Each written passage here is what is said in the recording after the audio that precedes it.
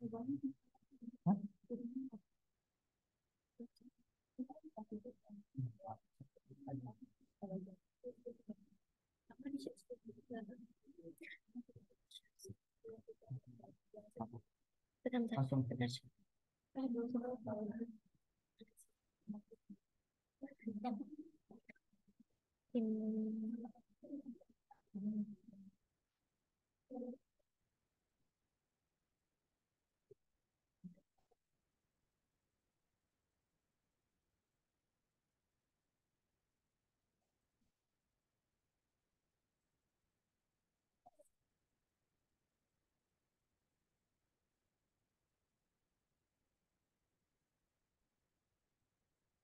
Kayaknya udah mulai ya. Jadi udah pada antusias nih punya buat mengikuti kegiatan SAT di 2 dari kali ini.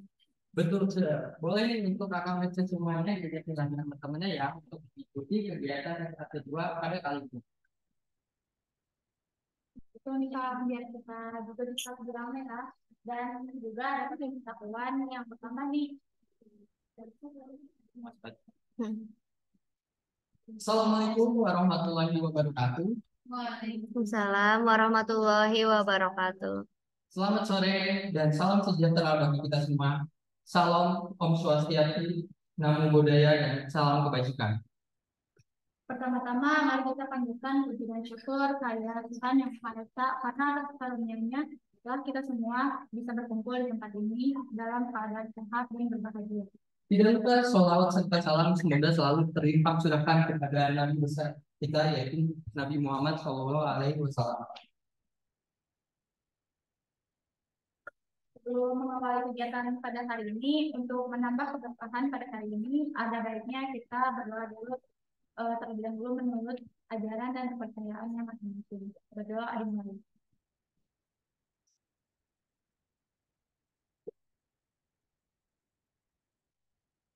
Berdoa dicukupkan. Halo, teman-teman semua. Selamat datang di kegiatan Kreatif Agrotutor hari ini 2023 di Kedura. Perkenalkan aku Java Salam, Dan aku Rita, selaku yang akan memandu berjalannya kegiatan pada hari ini. yang pertama, gairah tutor kita sudah hadir di tempat ini. Serta akan mengajak peserta saintifik agrotutor ini yang telah bersedia meluangkan waktunya untuk menghadiri acara pada sore hari ini. Sebelumnya nih kita apresiasi dulu untuk kakak kecilnya yang sudah hadir di tempat ini.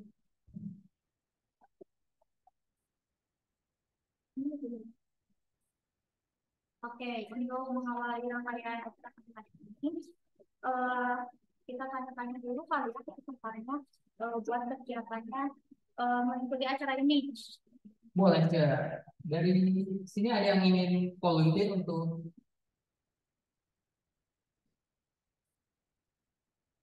mungkin kita tunjuk aja kali ya kepada Ece ini, silakan perkenalkan nama, angkatan, dan kesiapannya dalam mengikuti acara agro tutoring pada hari ini.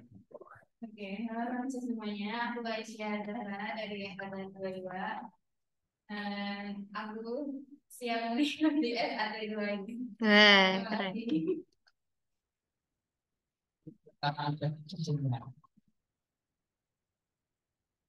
Mungkin kita sudah ya. Selanjutnya. Oh ya, sebelumnya nih mau ngasih tahu dulu nanti di akhir acara ini bakal ada door prize buat peserta yang aktif. Jadi dimohon keaktifannya semua yang muncul. Oke, selanjutnya kita masuk acara yang udah ditunggu-tunggu nih, yaitu sesi latihan soal dan pembahasan untuk mata kuliah pemilihan Market Artificial Selection atau MAS atau marka molekuler. Yeay. Nah, kemarin tuh kita kan udah ngebahas materi penyentuhan silang ya. Jadi pasti Akang Baca udah paham banget nih sama materi yang kemarin nih. Nah, benar banget kita mungkin tanpa lama-lama lagi kita langsung aja ya, Mas, ya, cek aja. Pada ketika waktu dan tempat dipersilakan.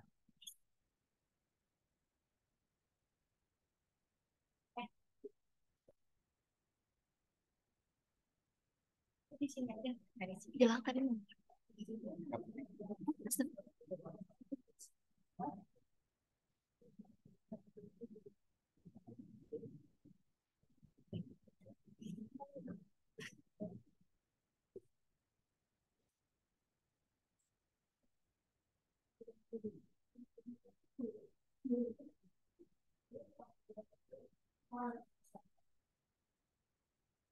Recording in progress.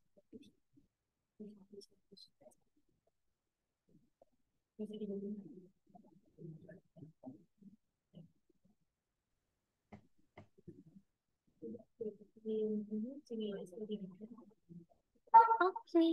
Ada yang lagi share screen, jadi lagi share screen. Tapi di sini Gimana? bisa nggak?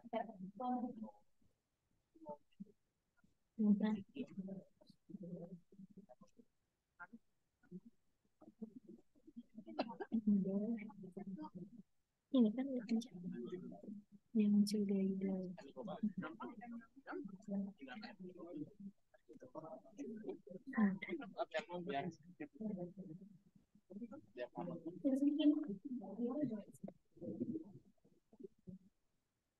Live target. Bantalan.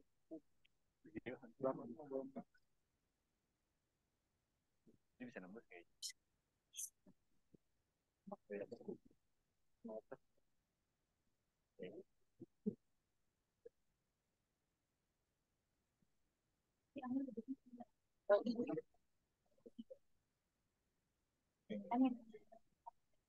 Oke. Biasa aku cari nama.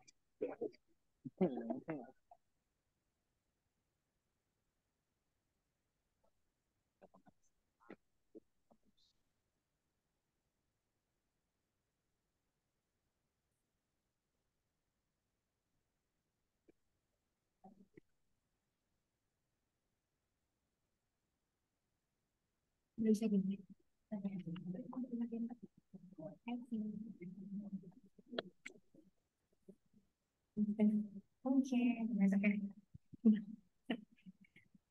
Bakal nyeri. ini anjingnya udah duduk. Oke, bismillahirrahmanirrahim. Assalamualaikum warahmatullahi wabarakatuh. Selamat sore. Udah sore, semoga masih tetap semangat ya teman-teman semuanya. Dan di sini yang online juga, aku izin sapa ya teman-teman semua, semoga senantiasa dalam keadaan sehat. Ya meskipun sore-sore mungkin ada teman-teman yang mau ke sini tapi takut kehujanan, udah nggak ada odong dan sebagainya, maka teman-temannya diajakin lagi untuk teman-teman yang 2022-nya. Oke, pertama-tama aku mengucapkan puji syukur terlebih dahulu kehadirat Allah Subhanahu wa Ta'ala, Tuhan yang Maha Esa, karena atas perkenannya, atas rahmatnya kita hari ini bertemu kembali gitu. Setelah kemarin ketemu, sekarang kita ketemu lagi. Alhamdulillah alamin. Yang terhormat kepada Ketua Umum Hidrologi, juga Wakil Ketua dan juga rekan-rekan panitia yang sudah menyelenggarakan acara yang luar biasa ini ya, dan juga teman-teman peserta yang sudah berkenan hadir maupun offline maupun online gitu ya. Semoga tidak mengurangi semangat belajar teman-teman hari ini seperti itu. Nah, pada kesempatan kali ini seharusnya kita membahas terkait materi menyerbuk silang lanjutan gitu ya, pembahasan terkait soal guiding question-nya yang kemarin gitu ya. Tapi berdasarkan request dari panitia, katanya karena hari Senin itu kan akan ada ujian, jadi aku coba menyampaikan terkait materi yang akan diujiankan hari Senin nanti seperti itu. Market Assessment Correction seperti itu, atau MAS, dan juga ada MAB. Nah, hari ini sebetulnya ini agak kurang fit juga, mohon maaf ya teman-teman kalau nanti agak getar-getar atau grogi gitu ya, karena lagi on period ya. Mungkin teman-teman yang perempuan merasakan gitu ya di hari pertama. Jadi nanti insya Allah akan tandem Maisa gitu ya, yang nggak kalah keren, bahkan keren banget gitu insya Allah. Nah, kita langsung mulai aja di slide kedua. Oke, ini aku nyontek dari PPT-nya Bu Farida. Ini PPT-nya Bu Farida, teman-teman, karena aku nggak sempat bikin PPT. Karena request-nya tadi pagi ya. Jadi, udah kayaknya nggak sempat ini bikin PPT, dan PPT Bu Farida sebenarnya lebih komprehensif juga. Ini kompetensi yang akan dicapai, yaitu bagaimana teman-teman bisa mengerti terkait prosedur dari teknologi marker ini, gitu ya. Selanjutnya, bagaimana teman-teman bisa mengerti terkait aplikasi MAS untuk asset selection, atau bagaimana Mas ini bisa membantu proses seleksi dari kegiatan pemulihan tanaman. Dari situ ya. Oke, next. Lanjut lagi aja. Untuk lainnya mungkin nanti. Nah, oke, teman-teman di sini ada yang tahu nggak sih marker itu apa? Yang kita by definition dulu ya. Hari ini kita belajar terkait assist Kalau di atas 30 meter. selection. Jadi marker itu apa sih? Atau marker itu apa sih? Ada yang tahu? Penanda, iya benar. Kalau konteksnya di pemuliaan di molekuler, berarti kalau assistant untuk selection ini apa? Penanda yang membantu seleksi gitu ya. Kalau by definition atau dari segi apa namanya definisinya berdasarkan bahasa Indonesianya gitu ya teman-teman. Bagaimana penanda ini bisa membantu seleksi gitu. Nah, ini seperti apa kok ada penanda yang bisa membantu seleksi? Nah, di sini diklasifikasikan sebagai 4 ya teman-teman. Dan level analisis ada kelas untuk penandanya sendiri dan juga ada level untuk analisisnya. Nah, di sini teman-teman bisa lihat place of marker-nya ada morfologi. Ketika teman-teman berbicara tentang morfologi, berarti kita berbicara tentang suatu hal yang terlihat gitu ya. Contohnya, siapa namanya? Ci Aisyah. Kira-kira yang mendefinisikan Ci Aisyah itu apa sih hari ini? Gimana bajunya warna apa Ci Aisyah? Putih. Putih. Berarti kalau misalkan aku bilang yang pakai baju putih yang hadir hari ini, berarti teman-teman notice-nya siapa? Nah, nah gitu ya teman-teman, penanda itu seperti itu mekanismenya. Contohnya nih, morfologi tanaman. Pada morfologi tanaman, teman-teman bisa melakukan penanda dengan cara fenotype, dengan cara fenotipik. Oh, kalau tanaman tomat, bunganya warna apa? Warna apa? Putih, yakin? Kuning, betul. Terus tanaman cabai, bunganya warna apa? Oke, nah teman-teman bisa melakukan penanda dari suatu morfologi tanaman itu dari yang teman-teman lihat ya, itu tandanya. Berarti kalau bunganya warna putih, nah bukan tanaman tomat ya, karena tanaman tomat itu bunganya warna kuning. Kalau tanamannya bulat besar banget, terus isinya warna merah itu apa? Semangka gitu ya, yang pasti bukan buah tomat ya. Nah itu yang dimaksudkan dengan penanda. Sekarang ada biochemical. Biochemical itu seperti enzim, hormon dan sebagainya, itu penandanya biasanya dengan menggunakan gen produk misalkan yang mengatur gen yang mengatur protein analisis, giberellin, auxin dan sebagainya. Itu biasanya penandanya dari gen. Lalu ada psikologikal itu seperti biologi, level analisisnya itu penandanya kromosom dan molekuler. Dan saat ini akan kita coba pelajari gitu ya, yaitu dengan menggunakan DNA sequence. Next.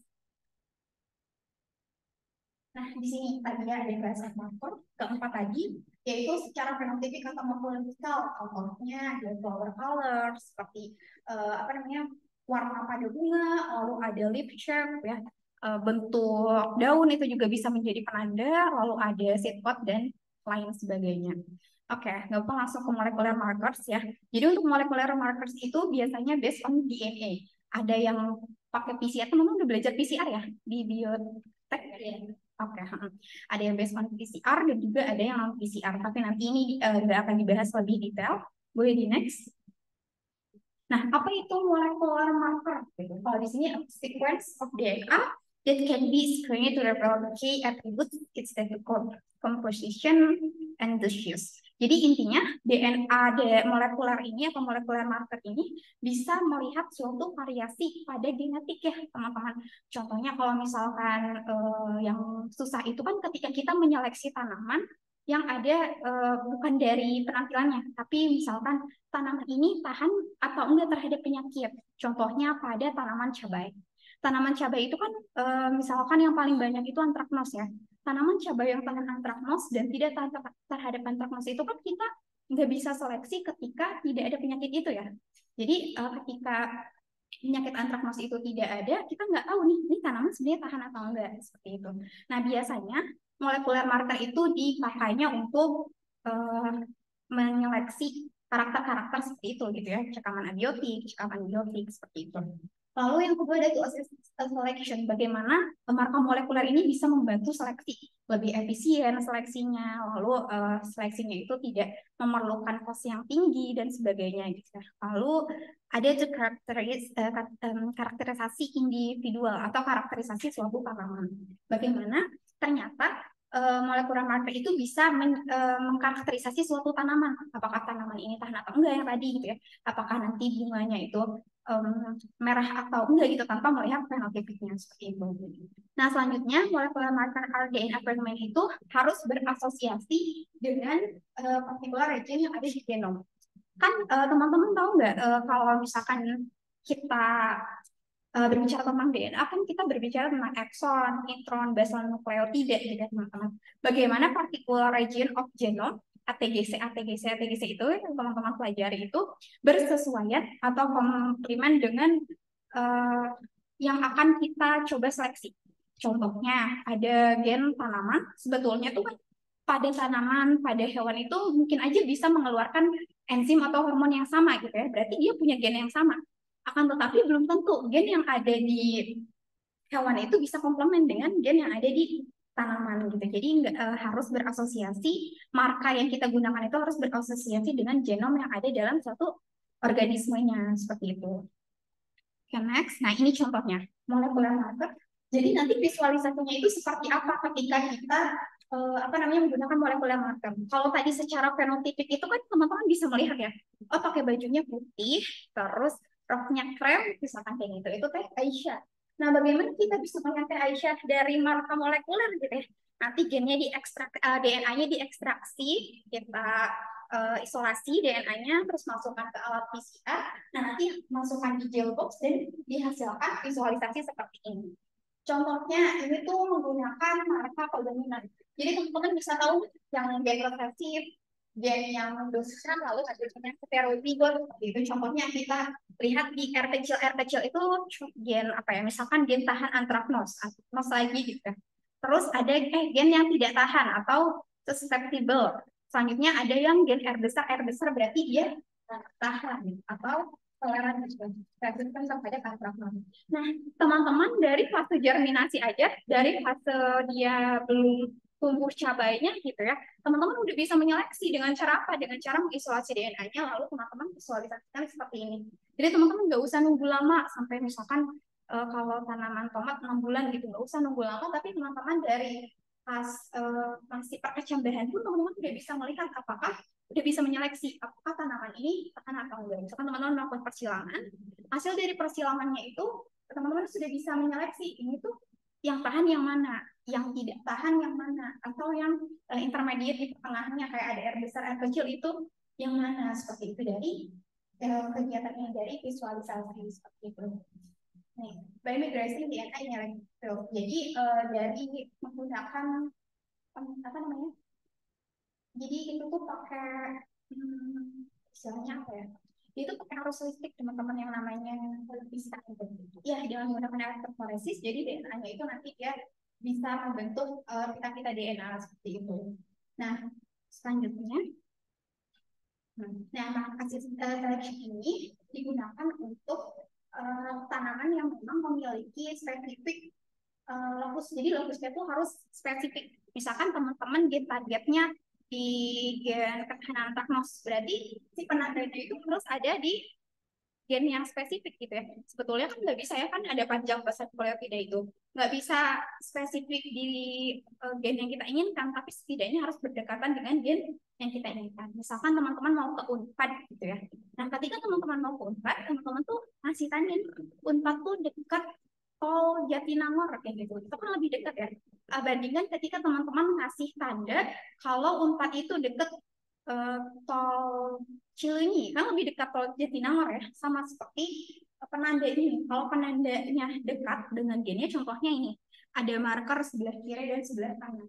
Nah, markernya hanya satu biasanya yang dipakai ya. Kan ada dua. Kalau ada dua tuh boleh next. gitu. Oke. Nah, namanya planting. Planting itu ketika markernya itu ada di antara gen-gen, di antara gen. Jadi ada marker A sama marker B, itu using marker A dan B itu bisa sampai akurasinya 99,5%. Jadi ketika kita pakai dua marker, jadi teman-teman ibaratkan ketika teman-teman memberikan instruksi, kita tuh mau ke Unpad, terus patokannya adalah dekat gerbang BNI atau SPBU yang baru, sama yang paling belakang itu Kiara Payung. Kan itu lebih spesifik ya teman-teman, jadi spesifik target. Beda ketika teman-teman ingin menjelaskan, oh 4 itu dekat tol Cileunyi aja. Kalau dengan satu marker, biasanya itu kita akan tidak spesifik ya ke bagian dari targetnya. Nah, di sini juga tulis disebutkan bahwa using a pair of lighting marker itu dapat improve atau meningkatkan reliability atau meningkatkan akurasi teman-teman, tapi yang memang membutuhkan waktu dan juga harganya cukup mahal ya ketika kita memakai dua primer seperti itu, kedua marker. Boleh ya? Nah, ini contohnya. Ini contohnya adalah gen fragrance atau gen aromatik pada tanaman padi, pada beras. Teman-teman kalau makan beras pada wanginya ya, pandan wangi gitu, atau beras rojo lele gitu, biasanya kan aromanya beda. Nah, itu tuh ada gen yang mengendalikan aroma tersebut. Ternyata teman-teman contohnya ini kita asumsikannya di kromosom 3 misalkan gitu ya. Nah, di kromosom ini ada gen FBR atau gen fragrance. Di antara gen fragrance itu kita masukkan primer. Yang namanya gen itu kan terdiri dari basa-basa nukleotida ya. Nah, dari situ nanti kita bisa buat primernya. Nah, yang mendekati dari gen tersebut. Contohnya gitu ya. Ada forwardnya, TAGGGG itu adalah forwardnya. Lalu yang bawahnya itu adalah reverse-nya. Nah, setelah itu kita masukkan ke dalam DNA dengan menggunakan PCR seperti itu. Nah, nanti tadi ya ada visualisasinya. Yang sebelah kiri adalah marka yang polimorfis, berarti dia tidak bagus, markanya itu tidak bersesuaian. Ketika markanya tidak bersesuaian, maka akan menunjukkan kita tidak bisa menyeleksi. Itu yang nomor 6 tuh bukan karena ini ya, bukan karena berbeda, tapi itu DNA-nya tidak murni, sehingga ketika divisualisasikan jadi kurang baik dijadikan. Nah, P1 itu dia menjelaskan itu adalah parent pertama, P2 itu adalah parent kedua atau hasil persilangan, kita asumsikan dia jantan, lalu yang keduanya itu betina gitu ya misalkan. Nah, untuk yang polimorfis, teman-teman bisa lihat ya, anggap aja ini gen ketahanan terhadap worm misalkan gitu ya, pada tanaman padi. Di P1 itu kita asumsikan bahwa itu merupakan gen tahan. Jadi ketika suatu organisme atau padi itu tahan worm, berarti dia akan teramplifikasi dan tervisualisasikannya itu seperti itu. Ada di sekian besar yang paling bawah gitu ya teman-teman. Nah, ketika disilangkan dengan P2 itu yang peka atau R3 yang peka atau tidak tahan, maka si band atau pitanya itu akan ada di atas pita yang bawah gitu. Nah, untuk yang nomor 3, 4, 5 itu kita asumsikan bahwa dia adalah ini A2-nya atau hasil dari persilangan P1 dan P2. Jadi genotip hasil persilangan P1 dan P2 ketika memang mereka itu sudah tersilangkan kan akan ada keturunan yang memang peka, ada yang keturunan tidak peka gitu ya teman-teman. Jadi kita bisa lihat lebih awal nih ketika teman-teman mau menyeleksi dia tanamannya peka atau tidak, teman-teman tinggal lihat bandnya. Apakah bandnya itu berkesesuaian dengan P1 atau bandnya berkesesuaian dengan P2. Ketika band-band yang ada di 3, 4, 5, 6, 7 itu bersesuaian dengan yang pertama, berarti tandanya tanaman itu resisten atau peka. Yang pertama itu resisten atau peka tadi? Resisten. Berarti yang ketiga, 4, 5, 6 itu tuh satu garis ya teman-teman sama yang pertama. Berarti diasumsikan bahwa yang ketiga genotip 3, 4, 5, 6 itu genotip 4, 5, 6 itu dia resisten juga gitu ya, karena sama dengan yang P1-nya gitu. Kan kita awal kita asumsikan bahwa P1 itu resisten, lalu P2 itu dia peka. Nah, ketika bandnya itu sama dengan yang P1, berarti tandanya genotip 4, 5, 6 itu dan 7 mungkin ya. Jadi kita nggak bisa lihat ledarnya atau garis DNA-nya gitu ya. Jadi kita nggak tahu dia itu satu garis atau enggak, tapi secara sekilas satu garis ya 4, 5, 6, 7, 8 itu. Jadi tandanya dia polimorfis dan dia sama atau berkesesuaian dengan P1. Sehingga hasil dari persilangan P1 dan P2 itu teman-teman bisa menyeleksi, oh berarti di genotip 4, 5, 6, 7, 8 itu merupakan tanaman yang resisten. Betul. Next. Nah, selanjutnya ada hal-hal yang perlu dipertimbangkan ketika teman-teman menggunakan penanda DNA pada kegiatan pemulihan tanaman. Yang pertama ada technical methodology. Apakah dia simple atau complicated gitu ya teman-teman yang bisa menentukan gitu. Apakah ini memudahkan atau justru membuat rumit gitu. Lalu reliability. Apakah presisi ataukah apakah presisi atau tidak. Selanjutnya dari polimorfismenya. Apakah nanti teman-teman cek primernya itu polimorfis atau tidak, baik atau tidak. Biasanya diceknya dari jurnal-jurnal. Jadi dari jurnal-jurnal yang pernah menggunakan primer itu, apakah primernya polimorfis atau tidak, bagus atau tidak. Biasanya dari jurnal yang sudah mencoba meneliti marka itu, gitu ya teman-teman. Selanjutnya ada kualitas dan kualitas DNA. Jadi teman-teman perlu mengetahui terlebih dahulu dari materi genetik yang teman-teman punya, itu kualitas DNA-nya seperti apa. Nanti teman-teman akan belajar terkait macam-macam dari marker DNA-nya. Nah, dari marker DNA itu salah satunya ada SNP. SNP itu perlu kemurnian DNA yang sangat murni, dan itu sulit ya teman-teman untuk kita bisa mendapatkan kemurnian DNA yang sangat murni. Maka dari itu teman-teman bisa mempertimbangkan juga terkait kualitas dan juga kualitas DNA. Oke, ini bold dan juga bintang 2 atau signifikan sekali, yaitu adalah cost teman-teman. Jadi teman-teman bisa nanti mempertimbangkan biayanya, karena mungkin kalau secara teman-teman punya populasi yang besar dan ingin membuat suatu genotip baru, itu cost-nya sebanding lah ya dengan yang teman-teman seleksi nanti. Tapi ketika memang teman-teman populasinya tidak begitu besar dan teman-teman ingin melakukan seleksi dengan menggunakan marka, mungkin teman-teman bisa mempertimbangkan kembali terkait cost-nya seperti itu. Next. Nah, selanjutnya available resources. Ada ikutnya technical expertise. Jadi kan ini perlu seseorang yang memang mumpuni di bidangnya ya, nggak semua expert di bidang molekuler. Jadi perlu sekali skill atau kemampuan di lab yang memang mumpuni teman-teman. Jadi karena molekuler ini masih terbilang hal yang nggak semua orang bisa gitu ya. Jadi bukan merupakan keahlian yang bisa dipelajari secara mudah atau secara cepat. Jadi perlu adanya technical expertise.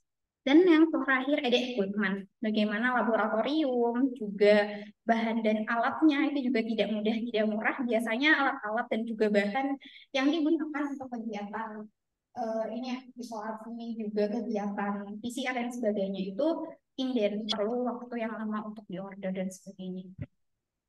Next.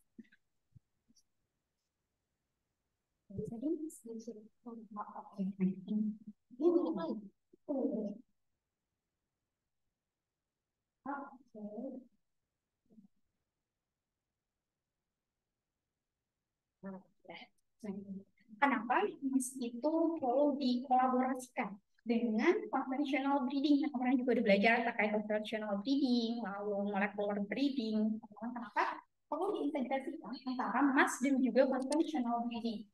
Yang pertama adalah karena ini yang tadi aku sampaikan, bahwa untuk karakter-karakter seperti abiotic stress, biotic stress itu tuh kan tidak terlihat jelas ya.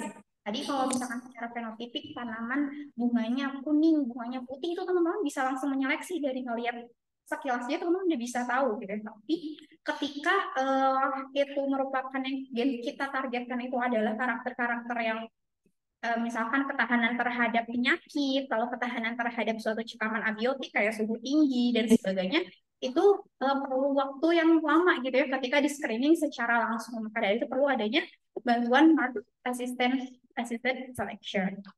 Yang kedua, trait yang heritabilitasnya rendah. Jadi untuk yang seleksi secara konvensional itu biasanya kan seleksi untuk karakter-karakter yang memiliki heritabilitas yang tinggi ya. Ketika heritabilitasnya rendah seperti tadi ya, ketahanan terhadap cekaman abiotik, terhadap biotik itu, maka perlu adanya bantuan dari MAS ini gitu ya, sehingga memudahkan teman-teman untuk bisa menyeleksi. Lalu ada pyramiding of resistant gains ketika gen-gennya itu terlalu banyak sehingga sulit untuk diseleksi, ada seleksi at the seedling stage. Jadi ketika teman-teman harus menyeleksi setelah 6 bulan tanaman itu tumbuh gitu.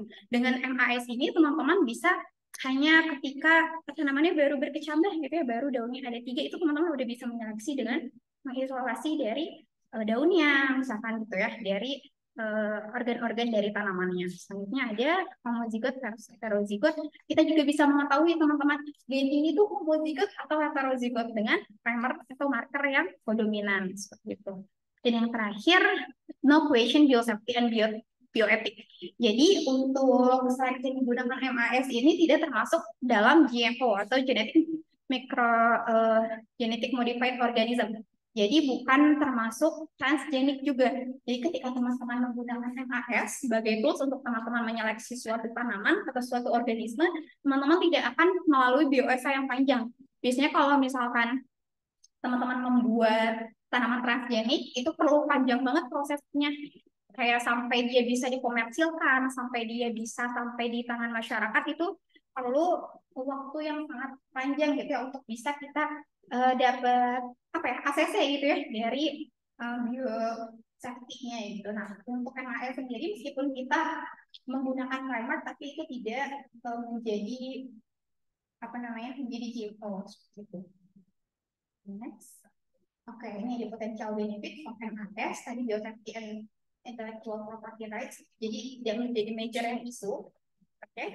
Nah, selanjutnya kekurangannya adalah restriction of gene pool of the species. Jadi tidak semua spesies tanaman itu sudah diketahui lokus-lokus gennya, kayak misalkan gen ketahanan pada tanaman ini kita tuh belum tahu gitu ya teman-teman. Jadi informasi terkait gen-gen pada tanaman itu kan berbeda-beda ya. Contohnya pada tanaman tomat gen ketahanannya ada di mana, pada tanaman yang lain gennya ada di mana gitu kan, itu berbeda-beda atau QTL-nya. Jadi itu mungkin ya kekurangan. Selanjutnya MAS, ini juga orang dengan efisien collection. Selanjutnya ada efisien untuk resources. Jadi ketika teman-teman ini especially materials, ketika teman-teman harus menanam banyak, tapi dengan menggunakan MAS teman-teman bisa mengefisiensikan tanamannya, bisa lebih sedikit. Nah, ini contohnya untuk conventional breeding itu kan ada yang resipien, ada yang donor. Ketika teman-teman harus menyeleksi secara fenotipik atau secara konvensional, teman-teman itu harus menanam banyak dari persilangan itu, ditanam lagi semuanya. Setelah ditanam lagi hasil dari persilangannya, lalu ditanam lagi gitu, dan membutuhkan lapangan yang luas, membutuhkan waktu yang lama, membutuhkan human resources yang banyak ya. Ketika teman-teman bayangkan menanam 10.000 gitu ya dari benihnya, terus menanam lagi 20.000, karena kan terus bertambah ya benihnya seperti itu. Nah, dengan menggunakan MAS, teman-teman sudah seleksi di F2 itu menggunakan MAS. Jadi ketika meskipun dia baru berkecambah, teman-teman udah bisa menyeleksi nih di F2. Misalkan dia udah divisualisasikan, oh yang ternyata mengandung gen ini tuh di hasil persilangan yang A, C, sama D. Nah, teman-teman udah bisa nyeleksi dari situ tanpa harus teman-teman lihat satu-satu nih tanamannya gitu. Jadi ketika di F3 nanti, teman-teman tuh udah hanya mengambil tanaman yang tersisipi oleh gen itu gitu ya, sudah ada gen tersebut seperti itu. Nah, mungkin untuk lebih jelasnya, ini aku juga ada sahabat aku yang akan menjelaskan juga, teman-teman mohon izin, ada Reno Maisa yang akan membantu menjelaskan terkait bagaimana MAS itu dalam terintegrasi dengan conventional breeding.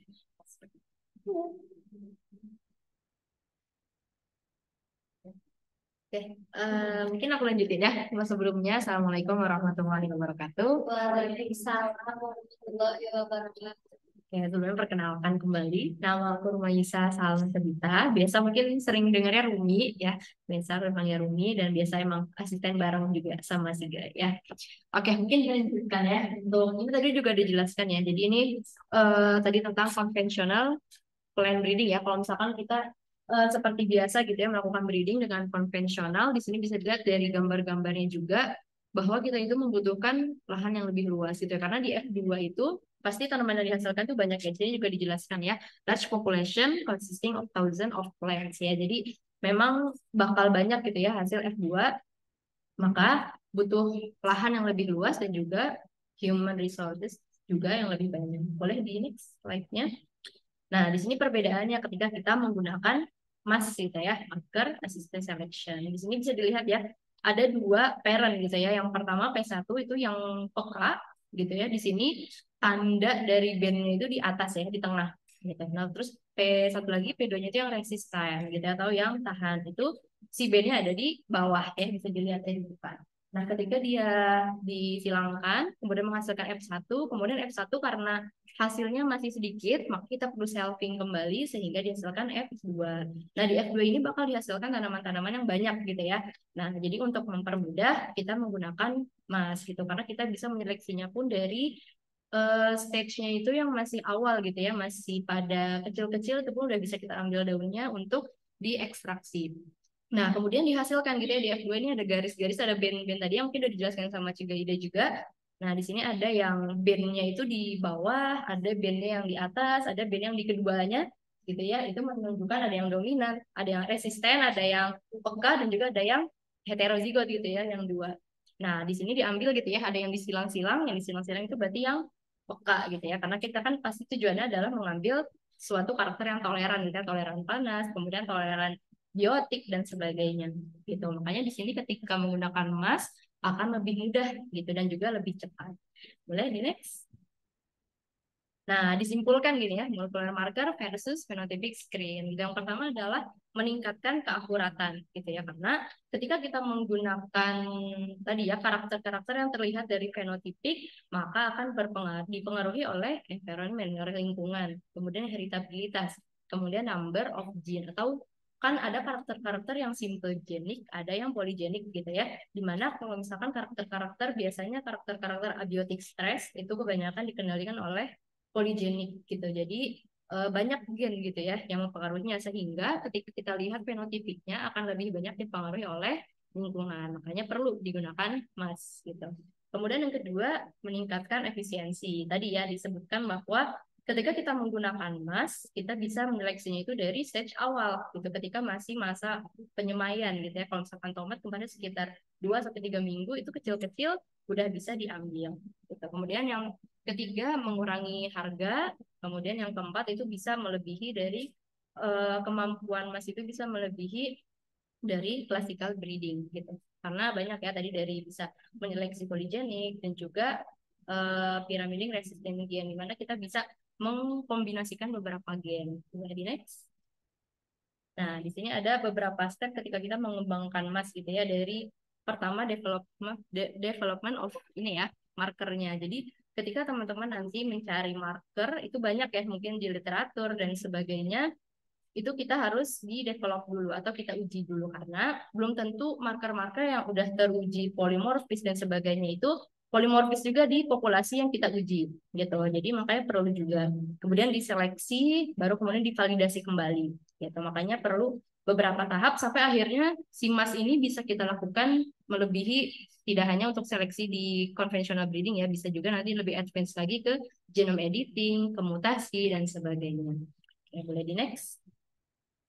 Nah, di sini juga sama, ini udah tadi dijelaskannya untuk gambarannya ketika kita menggunakan pedigree method, ketika apa namanya konvensional dan juga MAS gitu ya, bahwa ketika di konvensional itu menggunakan banyak ya, bisa dilihat dari F3-nya, banyak menggunakan tanaman, sedangkan di sebelahnya yang MAS, di F3-nya hanya ada 4 tanaman ya, itu bisa menunjukkan bahwa ketika kita menggunakan MAS akan lebih sedikit tanamannya. Boleh di next. Oke, ini juga sama ya, tentang application of MAS tadi sama, cuman di sini lebih ada urutan ininya ya, tahapannya di mana kita menggunakan ekstraksi tanamannya melalui daun atau polen dan sebagainya, kemudian melakukan PCR dan juga terakhir kita menggunakan divisualisasi menggunakan agarose gitu ya di electrophoresis. Lanjut. Nah, di sini mungkin yang teman-teman sering dengar juga ya, bahwa ketika mungkin tuh pernah belajar juga ya, bahwa disebutkan banyak gitu ya, model-model atau tipe-tipe marker yang mungkin sering bingung ya, kenapa kita menggunakan SSR, kenapa menggunakan SMP, RFLP, dan sebagainya. Di sini ada perbedaan-perbedaannya. Dan ini sebenarnya 5 ini hanya dari beberapa ya, karena ini yang paling sering dipakai oleh peneliti-peneliti gitu. Nah, tapi untuk yang 3 pertama itu udah lebih lama karena contohnya misalkan di RAPD. Di RAPD ini terlalu random gitu ya, jadi nggak terlalu spesifik. Makanya sekarang udah lebih jarang digunakan. Untuk yang banyak sekarang digunakan adalah SSR dan juga SNP. Gitu. Ini juga perbedaannya itu banyak di base pairnya ya. Kalau misalkan di SSR itu biasanya repeat dari primernya itu biasanya 3. Kalau misalkan di SNP itu lebih spesifik lagi, jadi bisa membedakan sampai 1 basa nitral. Ya, gitu. Karena kalau misalkan SNP memang lebih spesifik dan juga memang lebih mahal. Boleh di next. Nah, ini contohnya ya, tadi yang SNP sedikit mungkin ya. Di sini bisa ada gen A, ada gen A. Gen A1, gen A, gen A. Nah, di sini satu bahasa nukleotida aja bisa dibedakan gitu ya dari marker SNP. Karena kan beda satu bahasa aja bisa mempengaruhi fenotipe ya. Nah, di sini bisa dijelaskan gitu ya di gambarnya. Kalau misalkan di bahasanya yang T, maka fenotipnya kecil. Terus kalau yang bahasanya G sedang, kalau yang bahasanya A lebih besar gitu. Jadi kalau misalkan menggunakan SNP, kita bisa lebih spesifik lagi. Next. Oke, kalau ini SSR, mungkin di next aja. Nah, di sini lebih banyak ya. Kalau misalkan sekarang memang banyaknya SSR yang digunakan karena yang pertama dia polimorfisnya itu tinggi gitu kan. Tadi polimorfis disebutkan ya. Kalau misalkan bisa membedakan antara yang homozigot dan juga heterozigot gitu.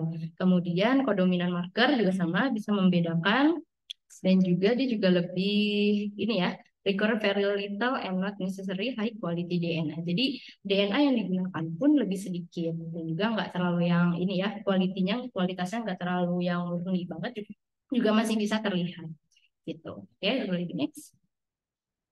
Nah, di sini ada kekurangannya, mungkin juga lebih mahal gitu ya, karena kan harus order primer dan sebagainya itu memerlukan waktu dan juga kadang sulit ya untuk order map primer itu, makanya lebih mahal. Dan juga ada beberapa bahan lainnya ya, kayak misalkan tak ya, tak polimerase itu juga lebih mahal kalau setahu aku ya untuk harganya. Dan juga dari problem datanya juga ada beberapa yang memang harus diperhatikan. Oke, boleh di next. Oke, ini sama ya. Tadi kalau misalkan SSR marker itu bisa digunakan untuk genotyping individual, kemudian bisa untuk parentage juga, jadi bisa melihat hubungan kekerabatan, kemudian genetic diversity, population genetic study, juga genome mapping ya. Jadi memang banyak digunakan untuk genotype. Lanjut. Oke, nah ini hasil dari analisis dari SSS marker gitu. Kalau misalkan dari setelah melakukan analisis dari SSR marker itu, kita bisa melihat yang pertama dari nilai PIC-nya atau nilai polimorfisnya. Jadi semakin tinggi itu semakin menunjukkan bahwa marker tersebut itu dapat mengidentifikasi dengan baik suatu individu. Kemudian yang terakhir adalah alel frekuensi. Ini bisa melihat dari berat basanya, dan sebagainya. Itu juga bisa diketahui dari SSR marker. Next.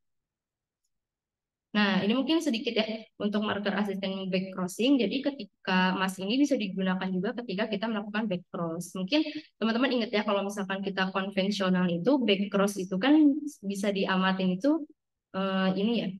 Kalau nggak salah tuh di keturunan-keturunan yang akhir-akhir ya, yang udah lama. Nah, tapi kalau misalkan menggunakan marker assisted, itu kita bisa di F2 gitu kan. Kalau misalkan back crossing itu kan kita mau melihat keturunan yang memiliki satu gen dari parental yang donor, sedangkan genotip yang lainnya itu dari recurrent parent gitu ya. Nah, makanya ketika di sini dilihat banyak yang putih-putihnya itu yang dibulatin, itu putih-putihnya lebih banyak. Nah, itu bisa jadi keturunan yang dipilih gitu. Tapi kalau misalkan kita menggunakan konvensional di sebenarnya itu kan yang dibulatin ada 3 ya, jadi kan lebih banyak. Sedangkan kalau misalnya kita menggunakan marker assisted, itu bisa langsung terdeteksi lebih awal kalau misalkan ya hanya satu tanaman gitu ya yang memiliki gen yang diinginkan. So, next. Oke, ini mungkin sedikit ya pyramiding. Kalau misalkan dari mass itu kita bisa juga untuk mendeteksi dari beberapa gen gitu. Nanti jadi ada juga mungkin primer yang bisa kita gunakan sekaligus gitu ya. Jadi bisa hemat waktu juga. Oke, ini agak ngebut ya karena bentar lagi. Oke, lanjut. Nah, ini nggak terlalu ini sih, bisa dibaca ya. Jadi kalau misalkan piramiding itu kita mau menyatukan beberapa gen ke dalam satu keturunan, ke dalam satu individu gitu. Jadi misalkan kita menggunakan beberapa parent gitu ya, ada yang tahanan heat toleran, kemudian ada yang tahan antraknos, ada yang misalkan tahan wereng gitu. Itu mau kita satukan ke dalam satu tanaman. Itu biasanya bisa nanti kita deteksi juga melalui mas gitu. Makanya di sini ya perlunya mas itu di dalam piramidin. Oke, lanjut. Ya, ini tandem selection. Jadi tadi ya mengkombinasikan antara fenotipik dan juga molekular marker gitu. Karena kan tadi ya memang beberapa marker itu kita nggak bisa keseluruhan gitu ya bergantung pada hasil dari marker, tapi perlu juga kita konfirmasi kembali di lahan gitu. Makanya perlu adanya fenotipik dan molekular marker yang dikombinasikan. Oke, lanjut. Oke, di sini, oh ininya contohnya ya. Jadi di sini especially for quality trade. Jadi di sini contohnya adalah untuk karakter-karakter kualitas gitu ya. Dimana kalau misalkan karakter kualitas itu kan misalkan karakter gula, karakter fenolik gitu kan ketika harus ada buahnya gitu ya. Misalkan di tomat. Ketika kita mau mengamati gulanya itu udah berapa, itu kan harus ada buahnya gitu ya. Nah, tapi untuk menghemat waktu gitu ya, maka diperlukan mas. Jadi ketika tanamannya itu masih kecil gitu ya, itu udah bisa kita analisis duluan gitu. Jadi lebih hemat waktu dan sebagainya. Maka di sini tulis juga ya save time and reduce cost gitu. Dan tapi walaupun ada beberapa penelitian juga memang harus dilakukan konfirmasi kayak tadi ya, misalnya perlu ada tandem. Gitu, boleh di next. Udah selesai.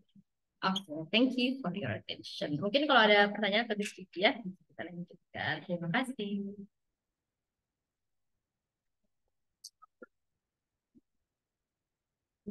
Oke, alhamdulillah. Terima kasih teman-teman sudah menyimak. Oke, kita sharing-sharing hari ini. Tadi aku ajak Vero Maisa, karena ini ya apa namanya Vero Maisa ini sekarang bekerja di genome editing. Jadi, masya Allah banget gitu ya, apa namanya pengetahuan terkait molekulernya. Jadi teman-teman beruntung kalau ada yang mau bertanya silahkan kembalikan ke Nancy. Nancy, dari sini boleh.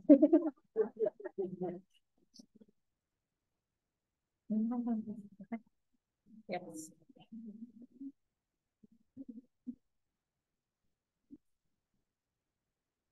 Ini saya ingin manfaat sebagai MC.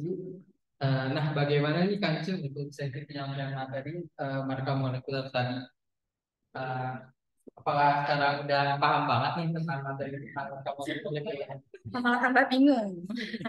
Iya, pengalaman dulu. Nah, jadi untuk mengevaluasi hal tersebut dari kita tuh ada semacam latihan soal serta diskusi ya, Kang Cun. Jadi kalau misalkan kalian bingung mengenai soal tersebut itu bisa langsung ditanyain nih ke teachernya. Dari mungkin kalau ada yang mau bertanya aja ya. Oh, ya, berarti Kamu bahas grading question. Iya, grading question tugas MAS kalian dapat? Enggak. Oh, oke. oh, ya. Oh, ini dibahas. Oke. Siapa yang bilang? Oh, jadi akhirnya mungkin mau ini. Ya, sudah dulu dan enggak. Apa yang ini? Ya. Nah, mungkin ini dulu ya dari materi yang mau ditanyakan. Jadi kepada peserta scientific agrotutoring, apakah ada yang masih ingin ditanyakan mengenai materi ini?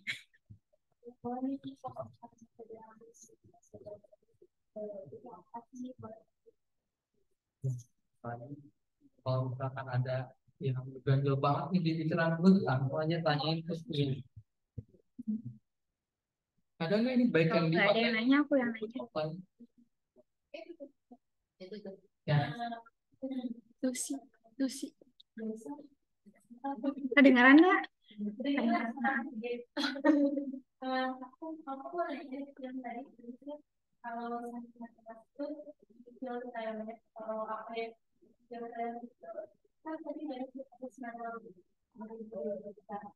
Ya, Nah, itu gimana sih biar efektif atau cuma kondisi?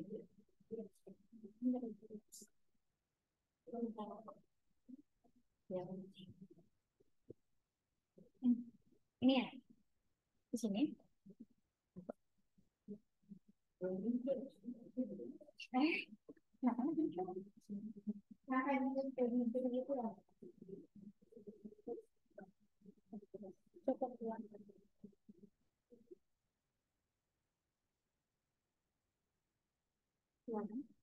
Di sini. Ya, yang ini bukan.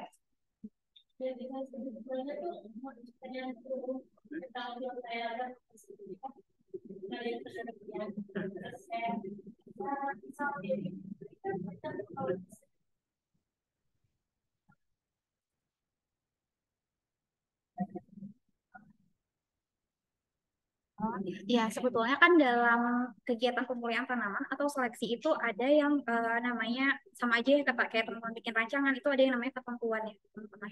Nah, itu biasanya ketentuan dalam melakukan seleksi itu tergantung tergantung karakternya. Ketika karakternya itu dia poligenik, itu berarti memerlukan tanaman yang banyak biasanya gitu. Tapi nanti teman-teman silahkan coba di review lagi atau dibaca lagi kira-kira berapa sih tanaman yang diharuskan untuk karakter ini misalkan kayak gitu. Berapa tanaman contohnya berapa 1.000 gitu ya. Tadi untuk tiling biasanya populasinya sampai ada yang sampai 10.000 gitu ya, atau ada sampai ribuan. Nah, kalau untuk MAS sendiri ini tuh untuk seleksi di tahapan awal gitu ya teman-teman. Jadi sebetulnya teman-teman bisa nggak hanya di F2 gitu melakukan seleksi menggunakan MAS, bisa juga di F5, tapi kan itu membutuhkan kos yang besar. Nah, jadi kita ambil seleksi yang paling dirasa kayaknya akan memudahkan dan juga akan efisien.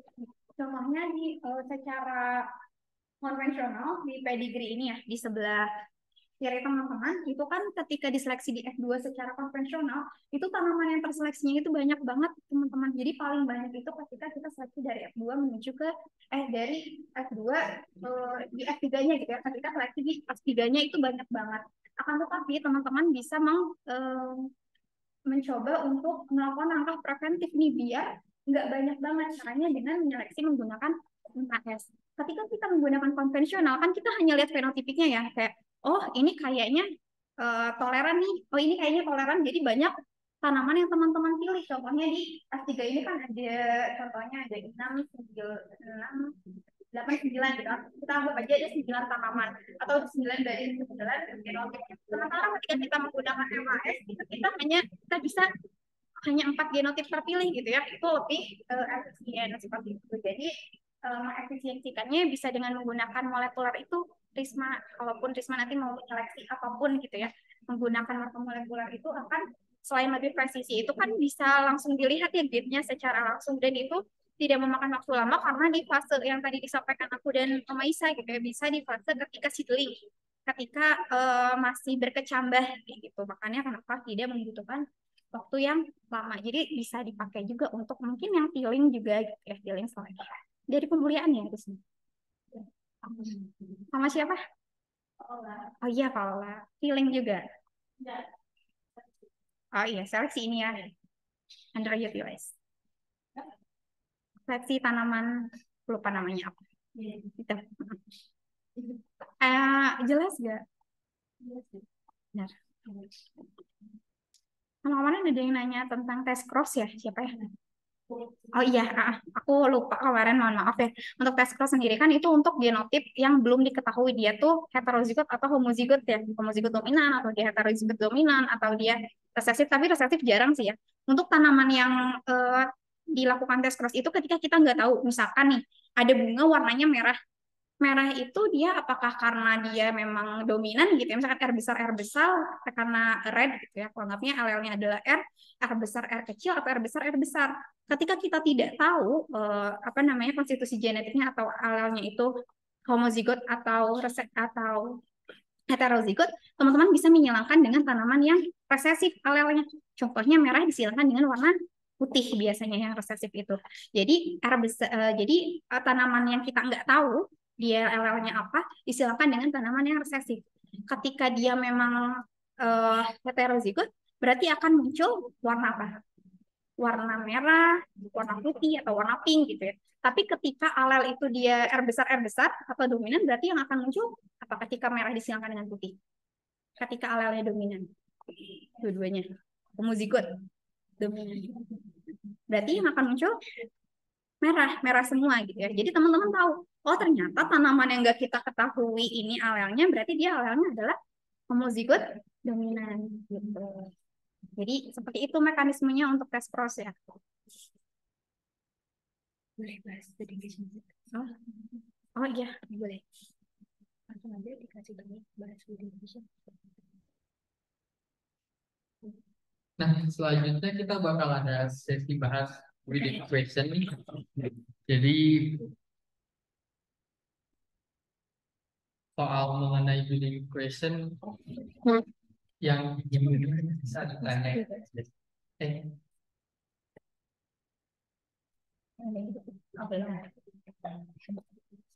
Nanti teman-teman bisa search di Bard atau di ChatGPT juga gitu ya biar cepat. Tapi tetap teman-teman harus pelajari. Biasanya kalau ada guiding question aku juga sama ya, sama seperti teman-teman masih suka biar lebih cepat. Tapi teman-teman juga harus paham gitu ya. Ada apa yang teman-teman kerjakan. Udah cepat. Oke, ini udah dikerjain. Ada yang udah ngerjain belum?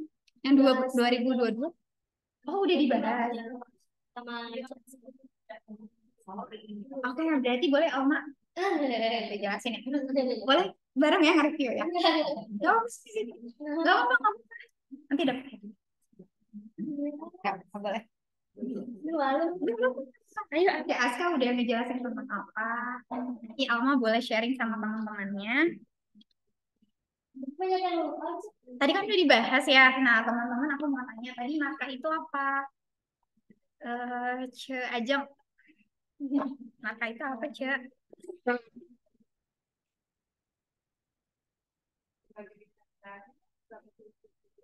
Kayak penanda ya, lagi tepatnya. Betul. Lanjut, tanyanya marka fenotipik. Marka fenotipik itu seperti apa? Kang, siapa namanya? Zahpa. Gimana marka fenotipik itu, Pak? Marka fenotipik berarti penanda yang ditandai dengan yang kelihatan gitu. Ya, betul. Gimana contohnya? Misalnya saya pakai baju warna coklat. Oke. Kita teh mau nyari yang warna coklat juga, jadi yang coklat itu yang ditandai kalau coklat asli. Betul ya. Jadi marka fenotipik biasanya kelihatan gitu ya, teman-teman, kita bisa lihat secara langsung. Tapi kalau bisa penandanya itu yang berbeda. Kalau warna coklat, teman-teman pada pakai warna coklat ya. Nanti teman-teman ketika screening mencari atau menyeleksi harusnya markanya yang berbeda gitu ya, teman-teman. Lanjut, tadi marka biokimia contohnya apa? Ya, biokimianya itu biasanya enzim, hormon, tadi ya udah dijelasin. Biasanya menggunakan marka kromosom ya, teman-teman. Jadi kita menandai pada kromosom. Kromosom contohnya apa namanya? Biasanya kan kromosom seks itu ada di akhir ya. Contohnya pada kromosom seks kok kita tandai gitu, ada di kromosom sekian seperti itu untuk yang mengakumulasi enzim apa, enzim A, B, C. Selanjutnya ada marka molekuler ya, yang sebagai penanda yang saat ini kita pelajari, bagaimana kita bisa menandai pada suatu gen, ya, suatu lokus gen.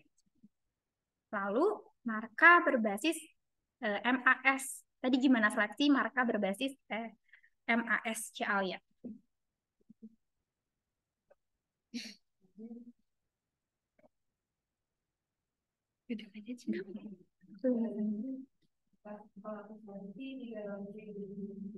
Di dalam kegiatan pemulihan tanaman itu gimana sih MAS bekerja?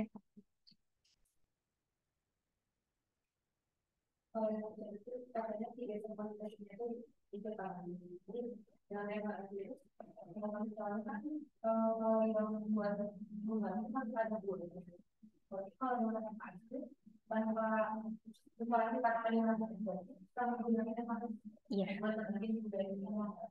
Bukan buat mendapatkan gulanya, tapi kita menyeleksi karakter yang memang kadar gulanya tinggi, misalkan gitu, atau kadar gulanya rendah. Nah, untuk MAS ini sendiri, mungkin lebih tepatnya kalau secara by definition ya teman-teman, ketika kalau tadi kan seleksi marka biokimia itu berarti seleksinya markanya di kromosom. Untuk MAS sendiri itu berarti di gen teman-teman udah spesifik lokus yang ada di gen yang ada di dalam lokus tertentu. Jadi tadi ya markanya itu misalkan tadi gen fragrance itu ada di kromosom sekian, terus DNA-nya itu sebenarnya kita kayak peta gitu teman-teman. Ada yang namanya QTL kan teman-teman udah belajar. Nah itu tuh di dalam suatu organisme, di dalam genom di dalam ada gen lagi gitu ya, di dalam gen itu ada petanya. Oh kalau misalkan gen ini tuh ada di sebelah sini loh, kayak misalkan higrologi itu ada di sininya UNPAD loh. Anggap aja UNPAD itu merupakan suatu genom suatu manusia. Nah yang membuat wangi itu ada di sini nih, ada di higrologi misalkan kayak gitu gen yang mengendalikannya. Nah teman-teman berarti menandainya di higrologi gitu karena ya lokasi spesifiknya di sini. Jadi teman-teman memberikan tanda di tempat yang spesifik seperti di gen yang spesifik seperti itu.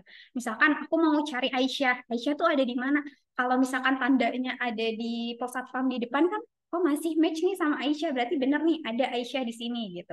Tapi ketika aku ngasih tanda, ngasih markernya itu ada di Paperta yang S1, itu kan udah jauh ya teman-teman.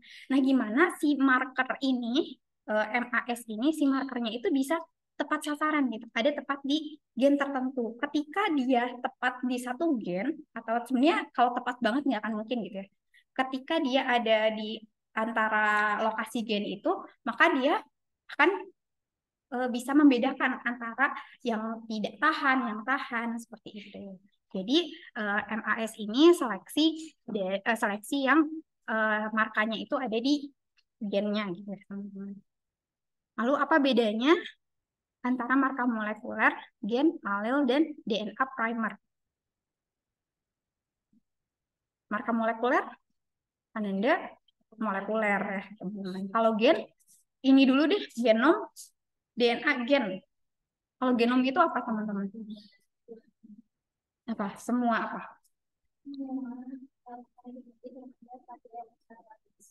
Oke, jadi semua informasi, kalau teman-teman baca buku, itu tuh bukunya manusia tuh itu. Yang membentuk tangan itu ada di bab 1, yang membentuk kaki itu ada di bab 2, misalkan kayak gitu. Yang membentuk mata, mulut kita ada di bab sekian gitu ya, teman-teman. Nah, itu kita tuh satu buku itu adalah genom manusia gitu. Genom itu adalah keseluruhan informasi genetik yang ada di dalam manusia seperti itu. Nah, di dalam genom itu ada yang namanya DNA. DNA itu ya ada basa nukleotida, ada ekson, ada intron, gitu. Nah selanjutnya di dalam DNA itu ada yang namanya gen. Gen itu merupakan sequence DNA yang fungsional, betul. Jadi nggak semua DNA itu kan ATGC panjang itu yang terdiri dari basa nukleotida itu semuanya berfungsi atau bisa ditranslasikan, enggak teman-teman.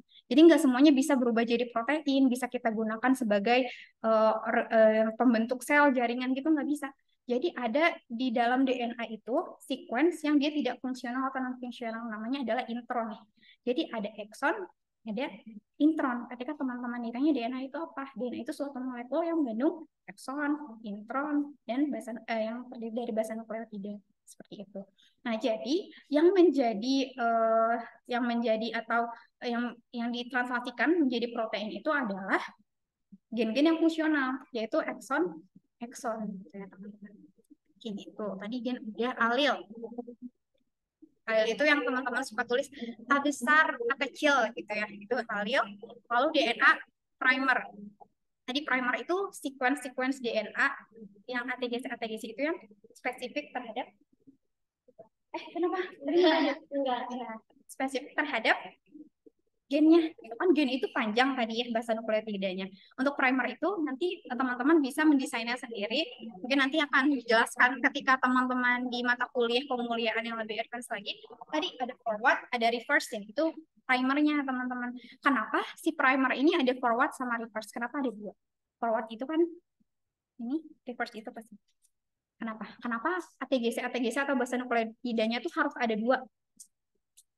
Kalau ditanya kayak gitu, kira-kira karena DNA itu berpasangan. Ya, betul. Double helix. Jadi, kan nanti proses PCR, teman-teman udah belajar? Ada apa aja proses PCR? Pemisahan itu apa pemisahan namanya? Pemisahan double stranded itu tahap akhir. Pemisahan double stranded itu namanya denaturasi. Ya, dengan peningkatan suhu ya, teman-teman. Nah, ketika denaturasi itu kan double strandednya terbuka. Jadi dia jadi satu baris aja gitu ya si DNA-nya. Nah, setelah double stranded ada yang namanya setelah pelepasan double stranded atau proses denaturasi ada yang namanya ada yang namanya dari huruf A proses PCR iya annealing. Annealing itu apa?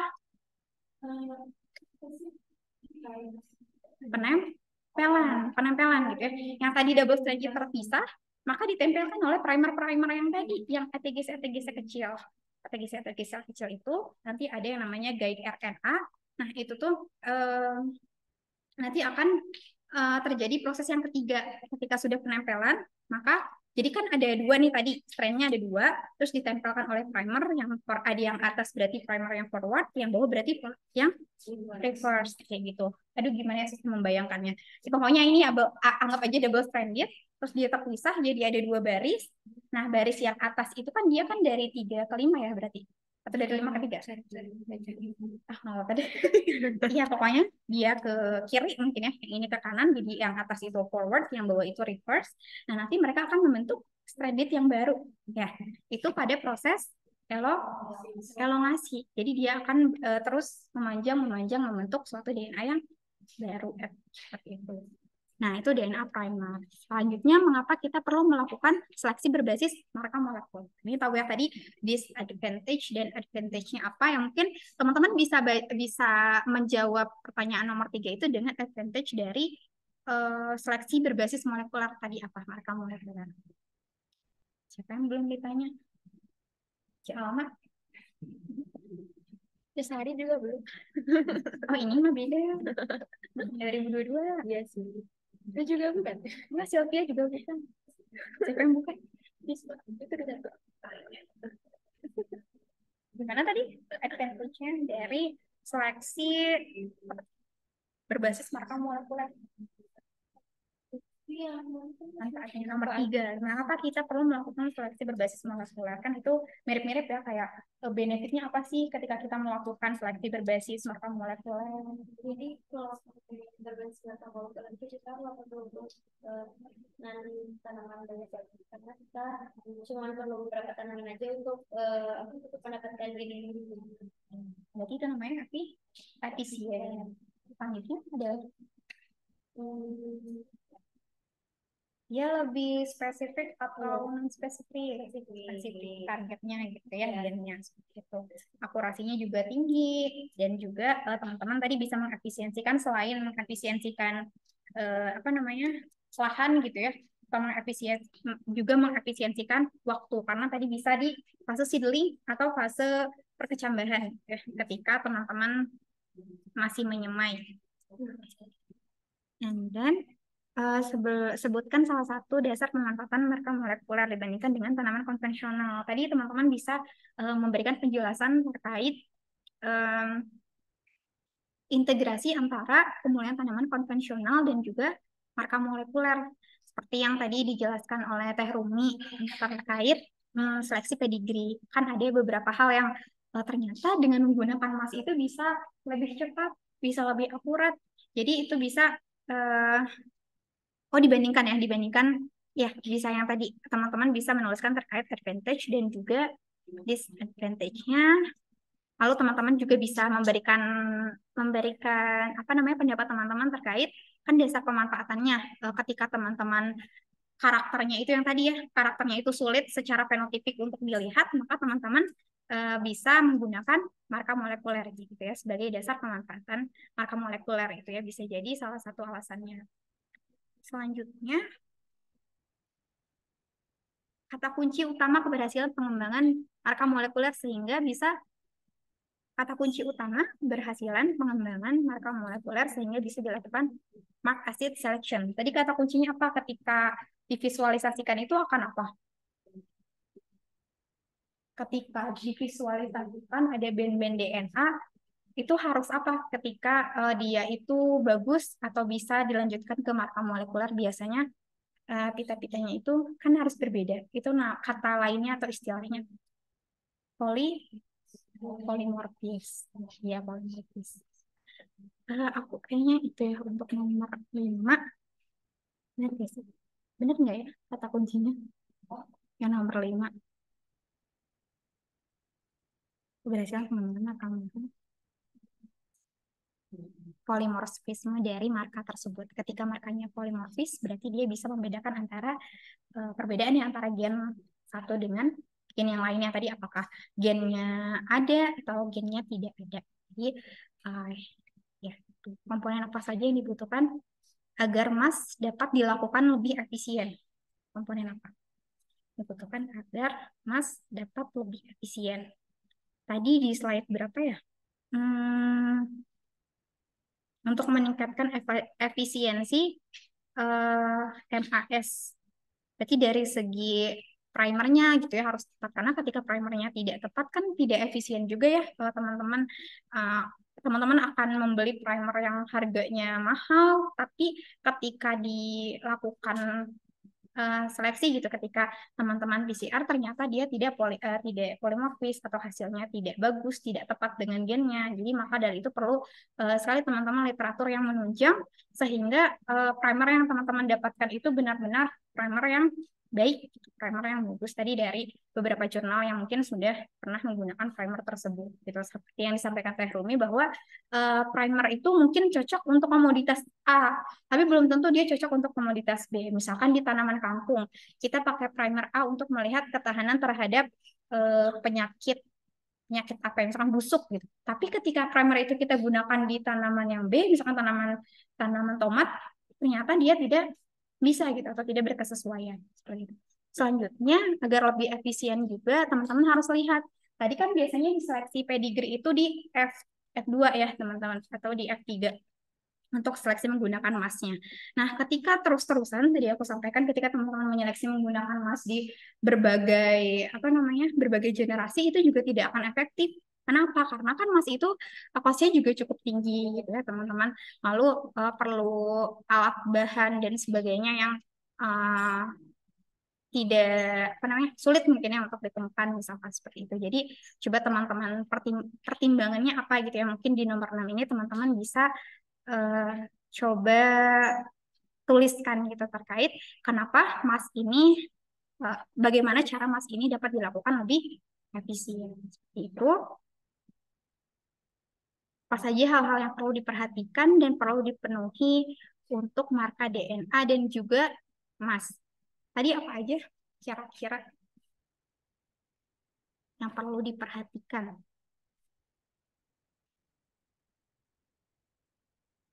Dan perlu dipenuhi untuk marka DNA dan juga MAS. Human resources-nya tadi ya, bagaimana kemampuan seseorang atau teman-teman expertise-nya gitu ya, dari segi expertise-nya. Lalu tadi di slide berapa? Udah aku lupa deh, di slide juga. Tadi aku bisa lihat. Nah, teman-teman PPT-nya pakai yang ini bukan? Tadi kan mana ya? Jadi aku coba tanyain ke Bapak ini boleh di-share atau enggak. Kalau boleh di-share nanti aku share ke lebih layar. Teman-teman silahkan bisa baca di yang dipertimbangkan gitu ya teman-teman, yang perlu diperhatikan, yang perlu dipenuhi tadi ya, reliability-nya, lalu DNA kualitasnya, yang paling penting adalah cost dan juga available resources dari equipment, bahan-bahannya, genotip-genotipnya ada atau tidak. Lalu tadi equipment tuh dari segi laboratoriumnya dia bisa nggak kayak spektronya gitu ya. Ada yang memang kalau di lab kita kan masih sulit ya, misalkan kayak gitu. Jadi teman-teman juga bisa memperhatikan hal-hal tersebut. Lalu apa yang dimaksud dengan marka dominan dan kodominan? Tadi, kalau marka dominan itu dia hanya bisa melihat yang dominannya aja. Jadi pita-pitanya itu yang terlihat itu yang dominan kayak R besar kayak gitu ya. Lalu yang nggak dominannya gimana yang resesifnya? Maka dia nggak akan muncul di visualisasinya. Jadi dia yang muncul itu yang dominan aja. Lalu yang kodominan. Yang kodominan itu berarti yang tadi ada R besar R kecil. Jadi dia muncul dua-duanya, yang resesifnya muncul, yang dominannya muncul, yang dia heterozigotnya pun muncul. Kalau heterozigot tadi teman-teman lihat ya, kitanya ada dua, atas sama bawah. Kalau yang dominan di atas, yang resesif di bawah, kalau yang kodominan itu di atas dan di bawah. 3 menit lagi. Oke, sampai nomor 10 aja ya. Alasan mengapa dibutuhkan peta molekuler dengan kerapatan atau ketepatan ya. Ketepatan tinggi pada mas. Kemukakan alasan mengapa dibutuhkan peta molekuler dengan kerapatan tinggi. Kerapatan. Oh, kerapatan tuh markernya ya terhadap DNA-nya, terhadap gennya. Iya mungkin ya. Coba gimana? Teh Alma udah dijelasin sama Teh Aska. Yang nomor 9 kerapatan tinggi itu gimana? Oh ya. Ingat ya? Oh iya, jadi kalau karakter itu si si bukan kalau yang tadi kan prediksi. Jadi untuk menemukan contoh yang tadi yang prediksi itu dia Lebih dekat dengan gen. dia Berarti markernya itu harus lebih dekat atau lebih rapat dengan ya ya berarti spesifik di gennya tadi kayak misalkan teman-teman mau ke higro berarti si markernya itu harus di higro atau di pos yang di depan gitu bukan di gerbang 4. Jadi kan orang bingung. Nah, nanti teman-teman kenapa butuh peta molekuler dengan kerapatan yang tinggi atau dia spesifik gen karena ketika tidak spesifik kan kita nggak tahu ya ini apakah benar yang ini toleran atau tidak karena belum tentu dia ada di gen yang kita targetkan gitu ya. Itu. Selanjutnya, mengapa perlu mengetahui polimorfisme information content atau PIC value dalam MAS? Tadi Terumi yang jelasin. Ingat gak teman-teman kenapa perlu PIC value dalam MAS? Tadi aku jelasin di nomor berapa ya? Bukan ini ya? Oh ya. Di nomor tadi apa lagi? Satu kata kunci ya nomor 5. Kenapa harus ada PIC value polymorphism?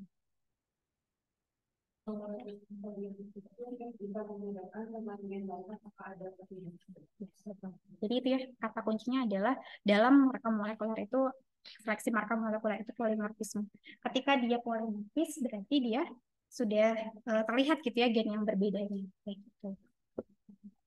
Ya mungkin udah itu dari Curumi ada yang mau ditambahkan? Oh ya udah maghrib juga. Oke.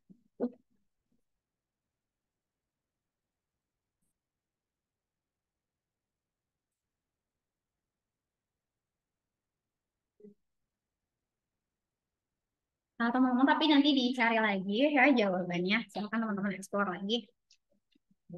Enggak. Jadi setelah penjelasan dari Sugai ini masih ada yang dibingung lagi nggak nih, guys? Kita masih buka sesi diskusi untuk beberapa menit lagi.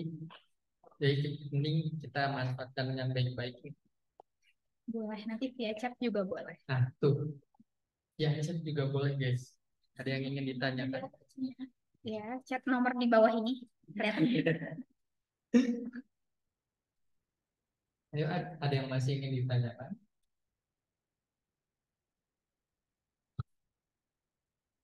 Boleh di DM juga boleh.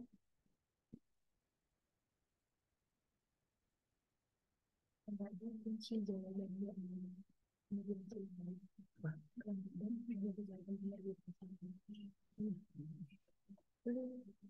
Yang kemarin kan belum dibaca. Habis ini bahas yang penerbitan langsung di jawabannya. Yang kemarin kan ada soal lagi belum ada jawaban. Boleh nggak aku kasih jawabannya?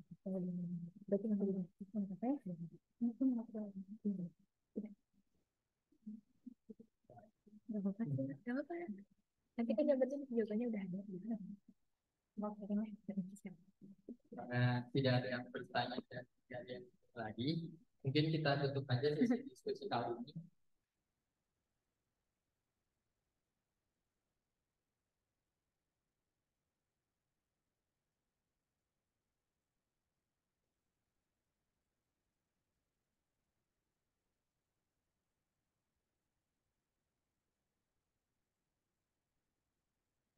Benar, Ce.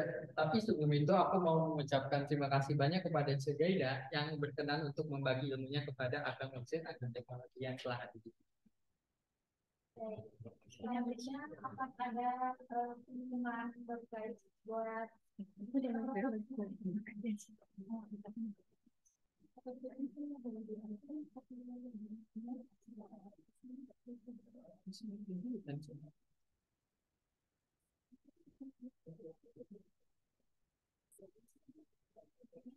maaf, jadi kita ada pandangan tes dulu untuk coba ya, berupa langkah dan menentukan peserta yang harus kita yang akan dilakukan pun selesai.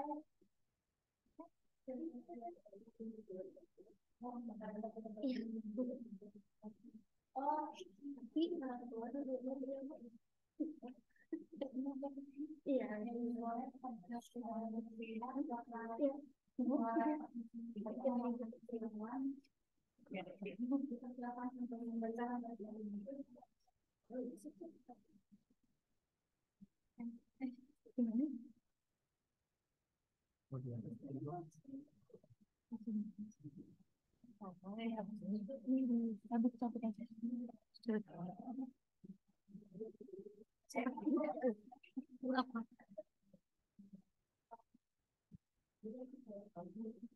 saya aja supaya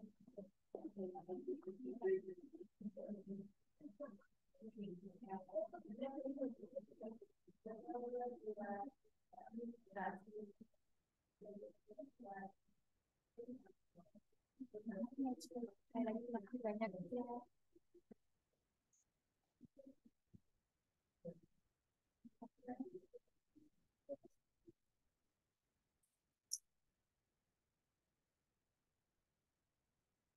Baik, sekali lagi kami ucapkan terima kasih kepada pemateri kita kali ini. Tapi mungkin kita juga ada pengumuman nih buat peserta terakhir kali ini.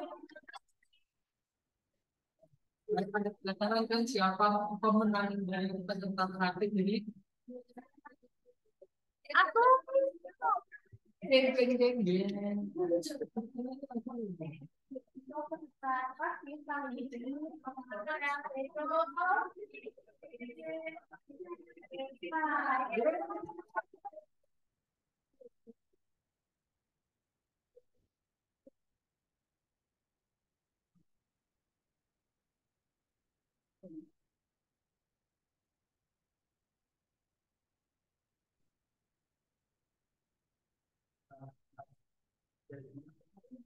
Persiapan untuk kembali ke depan. Untuk pemberian.